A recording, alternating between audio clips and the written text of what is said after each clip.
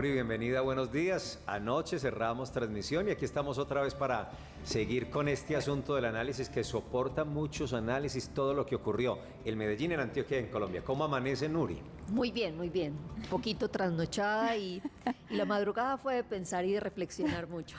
Buenos días para todos. Buenos días, Nuri. Además, porque uno va a seguir mirando resultados, a ver quién ganó allí, quién ganó allá, que están informando los medios. Nuri, le estamos consultando a las audiencias si creen en el tema de las encuestas, básicamente revisando el escenario de gobernación de Antioquia, porque digamos que el de alcaldía de Medellín estaba más o menos claro respecto a la posibilidad muy clara de triunfo de Federico Gutiérrez. Pero es que en el tema de gobernación muchas encuestadoras se pelaron, siempre dieron a Luis Pérez gobernador, menos dos encuestadoras que al final visualizaron el posible triunfo y lo mostraron de Andrés Julián Rendón. Se perdieron las encuestas ayer en la jornada de las territoriales, por lo menos en Antioquia. Bueno, lo que pasa es que las encuestas son unas fotografías del momento y en ese momento específico hay que tener en cuenta el contexto, la coyuntura y ciertas acciones que puedan hacer que cambie o vire de cierta manera la percepción que se tiene sobre un personaje u otro. Entonces, el hecho de que en los últimos 15 días, digamos, cambiara la predicción en cierto sentido hacia dónde se iban las encuestas, sobre todo en gobernación, da cuenta de que específicamente sucedieron algunos fenómenos para la gobernación de Antioquia y a nivel de país que justamente pudieron virar eso. Uno, el hecho del Plan Nacional de Desarrollo donde decía no hay recursos para el tema de las vías para Antioquia, eso afectó directamente. Y segundo, el hecho de las uniones temporales entre candidatos, el hecho de decantarse por este sentido, por alguno de ellos. Entonces, he ahí los fenómenos y justamente esos últimos 15 días, a pesar de que hubo encuestas de todo tipo, cada encuestadora también tiene su metodología, tiene su forma de distribución, tiene su tema de representatividad. Y el hecho es que si no se tiene en cuenta, digamos, los parámetros técnicos y metodológicos de una encuesta, obviamente la encuesta va a decir lo que quiera que diga la encuesta como tal. Entonces, he ahí la situación con las encuestas. Algunos pueden decir que funcionan, otros que no, pero digamos que en este sentido las encuestas son usadas para generar un imaginario completo y un imaginario político en la ciudadanía. Nuri, la semana pasada el diario londinense The Economist previó este escenario, dijo que era muy probable que las elecciones regionales no fueran favorecedoras para el presidente Gustavo Petro, pero planteó también un interrogante que todos nos estamos haciendo y es ¿cuál será la respuesta de Gustavo Petro frente a estos resultados? Obviamente todos esperamos que atienda un llamado a la unidad, él ya reconoció pues esos resultados, pero ¿qué puede pasar? Porque no fue solo en Medellín y Antioquia, fue en Bogotá, Barranquilla, Cali. Bueno, hay que entender dos cosas. Primero es que cuando existió y cuando se dio el pacto histórico fue una estrategia electoral de presidencial y de Congreso, no era realmente un movimiento político, no era una organización política que obviamente no tuvo las mismas capacidades de eso llevarlo a las regiones como tuvimos el resultado de ayer, por un lado. Segundo, que tenemos en el Congreso, digamos, una bancada del pacto histórico bastante amplia, pero con una fidelidad casi caudillista hacia el presidente, hacia Gustavo Petro. Y lo tercero es que hemos tenido un petrocentrismo desde hace 15 meses, donde de 7 de 10 noticias a nivel político nacional, el protagonista es el presidente. Entonces eso hace que haya una cantidad de temas adicionalmente en ese sentido y que efectivamente no genera una gobernabilidad. ¿Por qué? Porque las noticias no son necesariamente de resultados, sino de lo que dice, lo que no dijo, lo que aquellos dijeron, el escándalo, la investigación, pero no hay realmente un proceso real de resultados. Entonces, pareciera que ha habido demasiada palabrería y pocos resultados. ¿Y eso qué hace? Que obviamente se muestre que el presidente Gustavo Petro no tenga una capacidad ejecutiva ni dentro de su gabinete ni en sí mismo dirigir un objetivo a una acción concreta, y es dar unos resultados que estaban planteados en ese programa de gobierno inicial, plan de desarrollo, y obviamente sectores como el docente, como el de camioneros, como el de los taxistas, realmente ya empiezan a generar una especie de desgaste de no tener esas promesas. ¿Por qué? Porque también nosotros somos, los ciudadanos, somos muy cortoplacistas y queremos resultados inmediatos. Nuri, su análisis sobre lo que pasó con Luis Pérez, que la gran mayoría de encuestas lo daban como el ganador, en tres sentidos. La campaña en términos de comunicación, pues en los últimos días trató como de desvincularse mucho del gobierno del presidente Gustavo Petro. ¿Usted cree que no logró desvincularse y qué tanto le pudieron favorecer esas alianzas que hizo en la recta final? Julián Bedoya, Albert Corredor, Gilberto Tobón, Daisy Bermúdez. Bueno, a nivel de marketing, la campaña de Luis Pérez al inicio era muy similar a la que tuvo hace 8 años, o sea, muy parecido, el mismo lema, pues porque quería mantener la unidad frente a una apuesta propia que tiene, una apuesta personal. Y en ese sentido se utilizaron fotografías muy similares, creo que la misma fotografía de hace 8 años, la de perfil, y digamos, la forma comunicativa daba una campaña tranquila, pero digamos sin mucho esfuerzo a nivel de comunicación, digamos, uno a uno, sino que fue una campaña más digital, una campaña más relacionada con el tema de aparecer en los medios de comunicación, de publicidad general. ¿Qué le pudo pasar con las alianzas? Yo desde la semana pasada decía que Luis Pérez no tenía realmente estructura. La llegada de Julián Bedoya le ayudó con una estructura que él no tenía. Realmente, si vemos el mapa de Antioquia, en los lugares donde ganó Luis Pérez son los lugares donde predomina el liberalismo de Bedoya. Entonces, desde ahí es donde creo que alcanzó a hacerle, digamos, en cierto sentido, muy bueno en la estructura, pero de pronto no le funcionó con el tema de la causa y de la imagen que quería desvincular. Y efectivamente, en 8 o 15 días era imposible desmitificar y generar un nuevo imaginario frente a que ya estaba impuesto el relato y anclado el hecho de que él pertenecía directamente a un grupo del presidente como tal. Nuri, ¿usted opina que Fico le dio un gran impulso a Andrés Julián? Yo creo que no solo Fico iba solo, efectivamente, sí, ¿cierto? El hecho de tener un apoyo no solamente de Fico, sino también de Uribe, llamando directamente a votar por Andrés Julián. Correcto, sí, eso hizo que realmente tuviera un apoyo, digamos, un crecimiento como tal.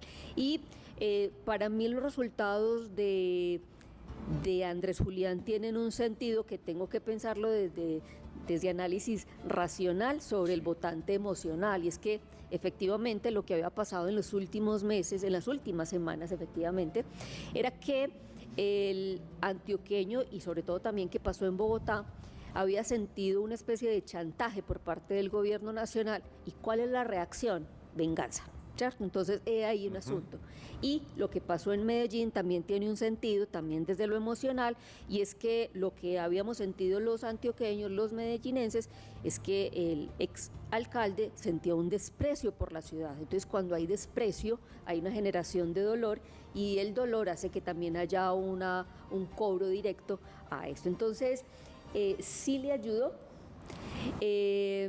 pero tiene otras condiciones adicionales que únicamente ese apoyo y ese espaldarazo de Federico Gutiérrez.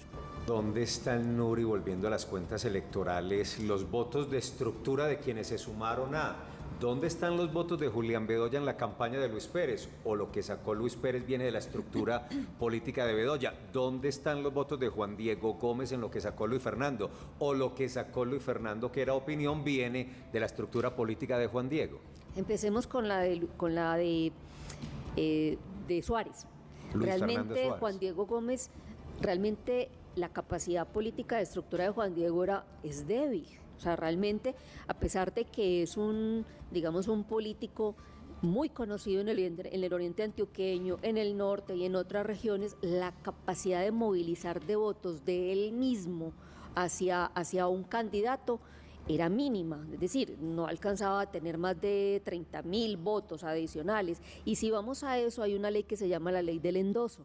Y la ley del endoso es decir, yo no paso el 100% de mi caudal electoral a un segundo candidato, yo le paso un porcentaje. Y el porcentaje en existencia es lo máximo que logra pasar, es un 12%. Contrario a lo que pasó con Luis Pérez y el de Julián Bedoya, la estructura de Julián Bedoya es mucho más cercana, mucho más fiel, mucho más disciplinada, y sí le pudo haber puesto entre 200.000 votos Julián Bedoya realmente a Luis Pérez. Nuri. Pero es que si eso es así, los que tenía las cuentas de Luis Pérez eran muy pocas. Porque él contaba con 600.000 votos propios generados por él, su campaña y su movimiento. Esas son las cuentas que se hacían frente a los otros resultados de hace 8 años en las regionales, pero recuerden que hace 8 años lo acompañaba una gran cantidad de estructura. No necesariamente política, era eso, es decir, o sea, él dentro de sí, su movimiento Piensa en Grande, tiene individuos, pero no tiene una estructura que realmente le movilizaran una gran cantidad de votos. Y finalmente eso fue lo que pasó. Nuri, y en Asamblea y Consejo también la sorprendió esa barrida de Creemos, por ejemplo, el Centro Democrático también. Lo de Centro Democrático no es una sorpresa. Tiene muy buena votación y muy buena acogida en Antioquia, obviamente su bastión principal, igual que en Medellín, pero lo de Creemos tiene un efecto prácticamente impulsado por la propia figura de Federico, ¿cierto? Pero también hay que darle, digamos, un lugar a lo que hizo Luis Felipe Henao, no solamente en Antioquia, de movilizar estructuras, sino de poner prácticamente bajo un mismo lema las campañas de Asamblea, de JAL y de consejos, y no solamente aquí en Medellín, sino en los otros municipios que también ganó. En el caso de Asamblea, Nuri, ¿usted cómo interpreta esos resultados? ¿Cómo va a ser el panorama también de esa relación entre Andrés Julián Rendón como gobernador con la Asamblea, que vemos se renovó en aproximadamente un 50%, la mitad? Sí. Yo creo que va a tener, digamos, con los números que tienen en este momento, hay gobernabilidad.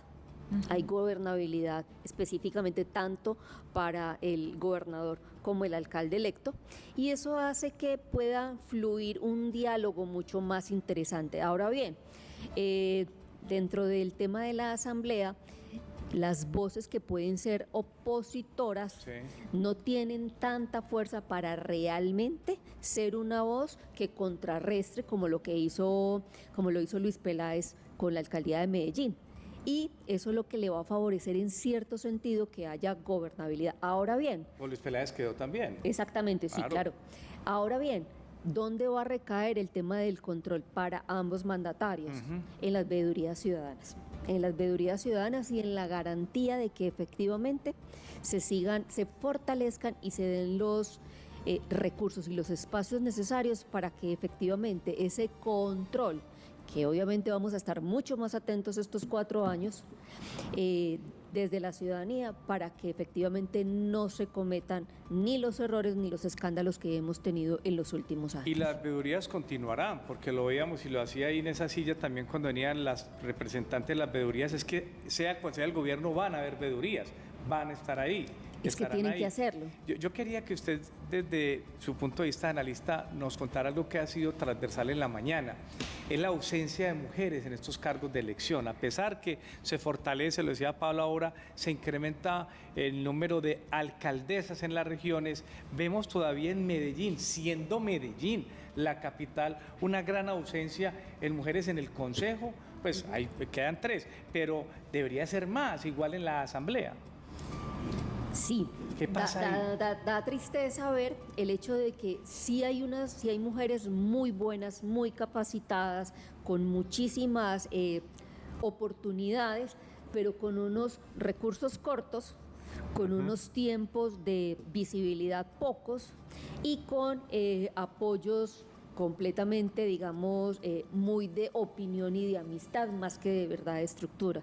¿Y es por qué? Porque Antioquia sigue siendo absolutamente tradicionalista, es decir, somos una cultura política patriarcal, donde es el padre autoritario el que dice por quién hay que votar, cómo hay que votar, y si no es el padre es la matrona, que también tiene esas mismas características, donde segundo se confía más en el liderazgo masculino que en el del femenino, porque la mujer tradicionalmente está dada para el tema del cuidado del hogar, y obviamente en lo que hemos tenido en estas campañas, sobre todo en Medellín, es que no se estaba buscando una persona cuidadora ni una materna, o sea, no fue el arquetipo, se estaba buscando una especie de salvador, de protector, de guardián, que efectivamente diera la vuelta a lo que estaba pensando. Eso es un tema netamente de la psicología política, es decir, qué estaba pidiendo Medellín, qué obtuvo, qué estaba pidiendo Antioquia y qué obtuvo. Y a mí me llama mucho la atención algo, sí, claro, que el voto de Andrés Julián no fue un castigo para Aníbal Gaviria. No está relacionado con eso, donde muchos podrían verlo por los resultados. Tiene más que ver con el contexto nacional y quién efectivamente podría enfrentar y hacerle cara a esa figura específica del presidente en estas condiciones y en estos 4 años. Y de hecho, de alguna manera uno podría decir que Aníbal Gaviria gobernó con el Centro Democrático, ¿cierto? Sí, claro. Entonces no fue por ahí la discusión y la disputa en el plano regional. Ahora, Nuria, a propósito de lo que usted está diciendo, ¿qué puede esperar Antioquia en el relacionamiento con el gobierno nacional? Considerando que el alcalde de Medellín fue quien representó a la derecha en la competencia nacional, que ni siquiera fue Rodolfo Hernández quien llevaba esas banderas. Y segundo, que el gobernador electo, pues incluso en el discurso de ayer decía, desde Antioquia hay que resistir, si Antioquia se protege y se salva el país. Es decir, hay una confrontación con un elemento adicional que no está por fuera de posibilidad, y es que Daniel Quintero sea ministro del gobierno de Gustavo Petro. Esa es una probabilidad que veremos si se resuelve o no, pero ese es un poco como el escenario para preguntar, y entonces, ¿qué podría esperar? Sí, los retos que tiene Antioquia y Medellín, porque obviamente estamos hablando de 2 niveles de gobernabilidad diferentes, es el tema de cómo generar unas relaciones cordiales, es decir, cómo efectivamente logran compaginar los intereses de uno con los intereses de otro y que se pueda dar un diálogo. Yo considero que en Antioquia y en Medellín no va a ser directamente tanto el gobernador como el alcalde, sino que van a tener que hacer una mediación muy profunda y muy estratégica, justamente los congresistas y las bancadas antioqueñas en el gobierno nacional. Les va a tocar hacer un trabajo muy arduo porque les toca conciliar. Y sobre todo si vemos con la posición en los Twitter del presidente, que estaban hablando de que ya están en más regiones y prácticamente pareciera un anuncio de que el favorecimiento de recursos va a ser justamente para esos departamentos donde tiene la mayoría y donde gana. Nuri, ya tuvo tiempo de mirar municipios de Antioquia, Valle de Aburrá, Envigado, la continuidad de los liberales, 4 décadas, ahora con Raúl Cardona, Bello, Centro Democrático con Lorena, el caso de La Estrella, que se trastocan unos años de gobierno que venían más o menos enseguida. Ya mira un poquito esos municipios, ¿cómo ve eso así rápidamente? Sí. El área metropolitana votó hasta parecido a lo que hizo Medellín, excepto el gobierno de Envigado y de Sabaneta, que tienen continuidad. El hecho de tener, y Itagüí, obviamente. Claro. El hecho de tener los otros municipios, y me voy más para los del norte, es lo interesante que pasó. O sea, el hecho de decir Barbosa tiene, la diferencia fueron de 460 votos entre el primero y el segundo, pero también fue una respuesta, porque los dos estaban relacionados con un en contra del gobierno actual del municipio, Lo que tiene Bello, muy interesante lo que resultó Bello con la alcaldesa electa, que tenía obviamente Julia de Lorena González, todas sí. las posibilidades. Lo que tiene Caldas, lo que tiene la Estrella, obviamente el hecho de Caldas poderle... un cambio con el Caldas, profe sí. Piolo, Sí, claro. Con Jorge Mario claro, Rendón, sí, el claro. profe Totalmente, Piolo. con el Sí, profe, con el claro. profe, sí, claro. Y lo que pasa en la Estrella tiene algo muy significativo, y es qué pasó con este último gobierno, que era justamente de la misma bancada de Juan Diego Echavarría, de ese grupo liberal, y que ahora no está buscando eso, ¿cierto? Y el hecho de poderle haber rescatado la candidatura a Liliana Ramírez en las últimas 2 semanas, creo que fue lo que cambió completamente hacia dónde iban los resultados justamente en la Estrella. En el municipio muy interesante, el oriente antioqueño se comportó como se esperaba que se ¿Cómo que le se pareció lo de comportara. Río Negro con el triunfo del médico Rivas, cuando se suponía era Tola, Fernando Valencia, quien quedaría Es que- allí, pero el Centro Democrático mantiene ese bastión y hay un soporte importante Sí, claro, para Andrés Julián claro, Rendón? porque el doctor Rivas no es un candidato fuerte, no es tan empático, no tiene una trayectoria tan importante como la que tiene Fernando, y eso pareciera que hasta hace 15 días también la votación fuera al contrario. Obviamente el grupo de Andrés Julián tuvo mucho que ver ahí para que se mantuviera, y preservara esa línea de continuidad en Río Negro. Nuri, ¿se puede hablar en este panorama de ideologías de derechas, izquierdas? Muchos están calificando esto como un triunfo de la derecha, pero ¿en realidad sí es así, o simplemente, como decía Juan Carlos ahorita, es la defensa, digamos, de una causa más que ideología? Bueno, las ideologías siguen existiendo, pero cada vez más desteñidas, digámoslo así. Los seres humanos y los ciudadanos no somos ni 100% progresistas ni 100% conservadores. O sea, no somos ni 100% derecha ni 100% izquierda. Tenemos una mezcla, 80-20, 70-30, 40-60, 50-50, y eso hace que tenemos un lado. El sentido de lo que se dice a nivel nacional, que es que vira hacia el centro y que llegan unas grandes posibilidades, o llegaron a los mandatos personas de centro derecha y de centro izquierda, me confirma que obviamente el centro no es un punto, es un rango, y a veces funciona hacia la derecha y a veces hacia la izquierda, dependiendo de las necesidades que se tenga o de las posiciones que uno tenga. Y en esta contienda, el hecho es que no se utilizaron las ideologías propiamente dicho, se utilizaron las campañas ideologizadas, que es muy diferente. Es decir, es como cuando uno dice, es que tengo una joya con un bañito de oro. Igualito pasa, ¿cierto? Es igualito, o sea, llegaron unas campañas con un bañito de ideologías, y esas ideologías lo que hicieron fue, tender a eso. Obviamente, por los resultados, por la cantidad de grupos significativos de ciudadanos, por el tema que tenemos de una cantidad de figuras nuevas, fueron votaciones nuevamente personalistas, nada que ver con pertenecer a una ideología u otra. Nuri, el voto en blanco. El voto en blanco fue bien interesante, es decir, se comportó en Antioquia casi un 10% más o menos. Si vamos al... Yo era de La Guajira, donde ganó el voto en blanco. específicamente el voto en blanco. Es, el voto en blanco pareciera, y es un voto no protesta, sino un voto de no conformidad. Es decir, cualquiera que aquí no me representa, o por la causa, o por el color, o por la identidad, o por el programa, ¿cierto? Entonces, ese voto en blanco en Antioquia, y los marcados y los nulos, se comportó exactamente como viene comportándose hace 12 años. En ese 20% del que hablábamos. Correcto.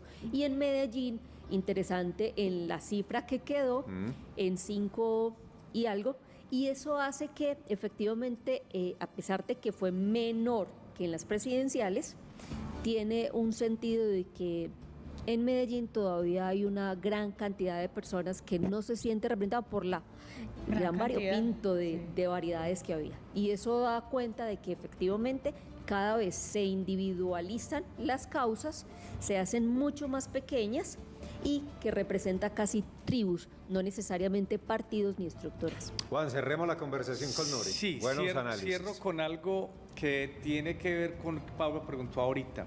En esta mesa de Consejo de Redacción, el candidato, hoy ya alcalde electo Federico, dijo que él no iba a renunciar a la alcaldía de Medellín.